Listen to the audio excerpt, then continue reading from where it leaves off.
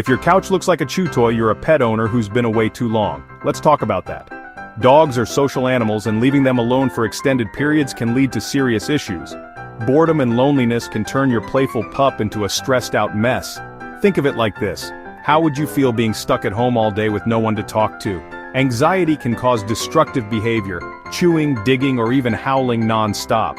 Plus, long-term isolation can impact their mental health, leading to depression. Yikes, right? What can you do? Consider a dog walker or pet sitter, or even doggy daycare. Interactive toys and puzzle feeders can also keep them entertained. Remember, a happy dog equals a happy home. Don't let solo time turn your furry friend into a fur tornado. Show them some love and keep them busy. You'll both be better for it.